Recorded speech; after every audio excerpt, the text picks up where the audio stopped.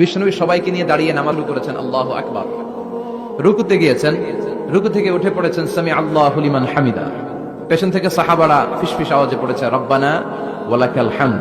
একজন সাহাবা অতিরিক্ত আরো 4টা তাসবিহ বাড়িয়ে পড়েছে, হামদান কাসীরান তাইয়িবান মুবারাকান ফি। সালাত শেষে বিশ্বনবী সাহাবাকে বললেন, সাহাবীদের দিকে লক্ষ্য করে বললেন যে তোমরা সবাই পড়েছো রব্বানা ওয়ালাকাল হামদ, কে যেন বাড়িয়ে পড়েছো হামদান কাসীরান তাইয়িবান মুবারাকান ফি। এই 4টা তাসবিহ কে পড়েছো? এটা তো আমি শিখাই নাই, তুমি পেলে কই? কেউ দাঁড়ায় না, ভয়ে।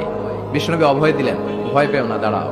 একজন দাঁড়িয়ে বলল, ইয়া রাসূলুল্লাহ, আমি আল্লাহর তাসবিহ কম কম পড়লে আমার পোষায় না, আমার পড়তে মনে চাই বেশি বেশি, এজন্য আমি নিজ থেকেই 4টা তাসবিহ বানিয়ে পড়েছি। বিশ্বনবী বললেন, ভয় পেও না, তোমরা তো দেখোনি আমি সালাতরত অবস্থায় দেখেছি বিদউ ওয়া সালাসুনা মালাইকা, তোমার এই 4টা তাসবিহর যে সওয়াব হয়েছে, এই সওয়াবটা 30 জনেরও বেশি ফেরেশতা কে কার আগে আল্লাহর আরশে পৌঁছে দিবে এ নিয়ে আকাশে প্রতিযোগিতা করছিল।